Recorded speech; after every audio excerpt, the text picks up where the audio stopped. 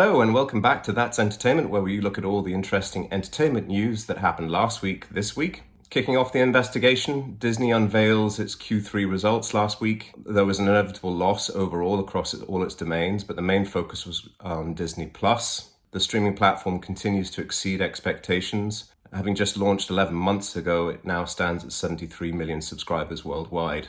So Disney has already met its 2024 target, which is incredible, and its international rollout continues. Bob Chapek, Disney's CEO, was quoted as saying he was extremely pleased with the results of Mulan as a Premier Access title. If you recall, when we did some information on or when we released a blog post about this several months ago, Mulan was released as a Premier title, so even with a Disney subscription, you still had to pay an additional amount to watch the movie. No results have been released so far on how it performed, but the fact that Mulan subsequently launched surprisingly early as a premium rental title on other VOD platforms suggests it might not have performed well, or as well as Disney Plus expected. And it's interesting to see that the next big movie that the studio is launching will be straight to Disney Plus, but as part of the subscription service. It won't be as a premium title, and that will be Pixar's Soul when it drops on Christmas Day. What's very interesting about this approach is it seems that Disney's,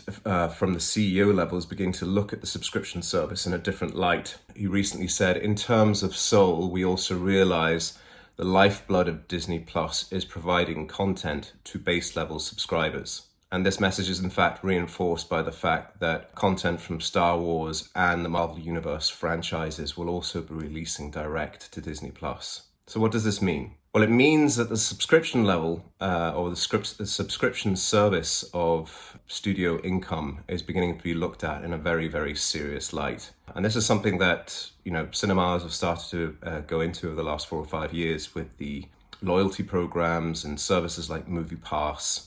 This idea that you have a consumer paying a monthly fee has been experimented with, and certain cinemas across the world are having different levels of success with it. But I think it's very, very striking that Disney are now making bold statements, particularly around their quarterly reports, that the subscriber area is something that they're really looking at. And if you're unfamiliar, the majority of Disney's revenues come from things like merchandising, which is all around the long-term value of their IP and how that is exploited in various markets internationally. And I think the subscription model falls directly into that. So one of the areas where I think cinemas are going to have to compete in the future is this idea of subscription and loyalty based on regular payments from subscribers rather than the one-off cash transactions that we've been seeing with the promotion of most movies. So we could see different models coming out of this as the cinemas begin to cotton on to what the studios are doing and realizing.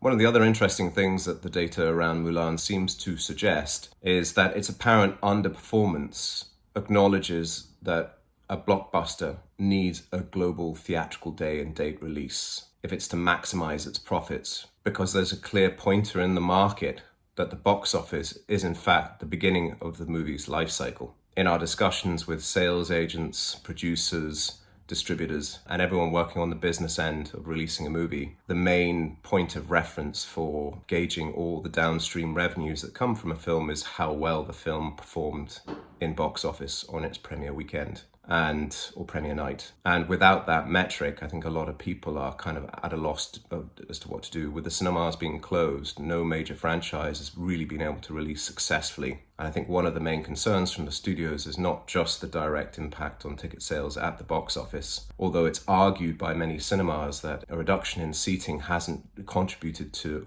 quite the same decline in revenue. So this idea of social distancing in seats and maybe only selling a half or a third of the available seats in a cinema does not impact over the course of the operation of a cinema because there are multiple screenings of the film. It was the data that was recently launched by Nordisk Biograph in Denmark. And the idea behind that obviously is to signal to the studios, look, even though our seating's down, we're still able to sell to the levels of tickets that you're expecting from us. However, there's another argument as to why the studios might be hesitant, and this is around the idea of not being able to gauge value downstream.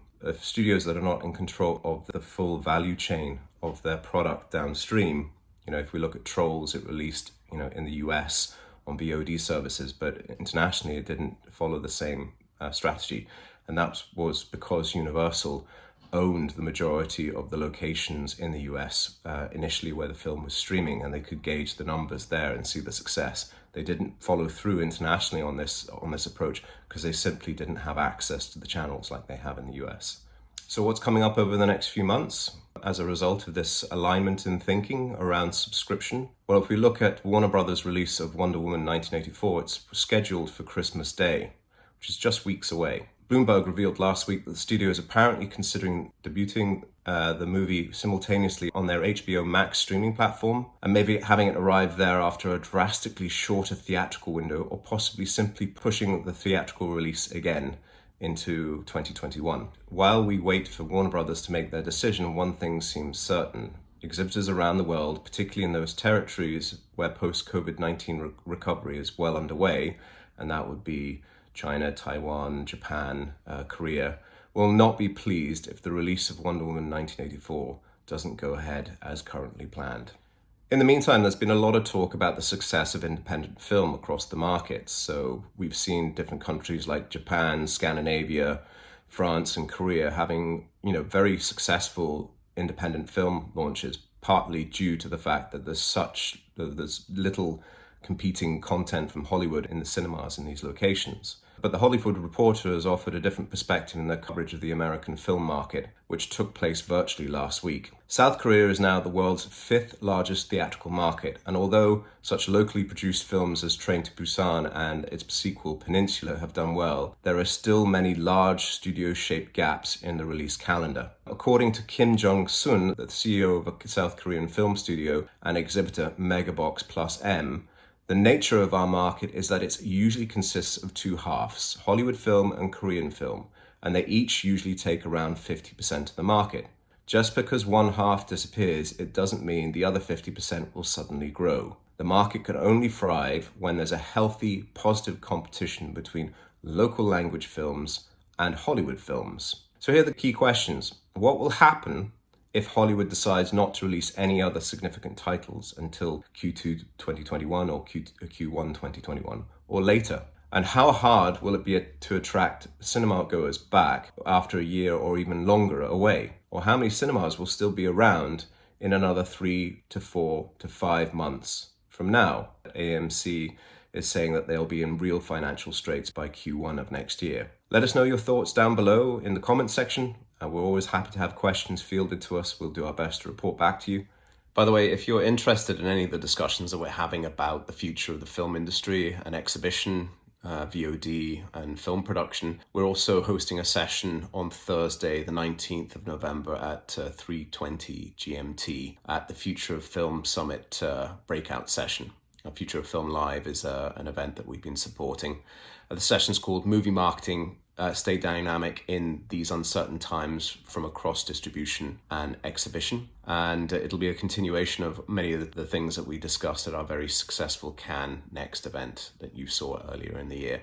So if you're interested, please tune in. The event is a paid event. There's plenty of other things that are going on and talks that we're involved in, but definitely worth checking out. Have a great week and talk to you next week. Bye.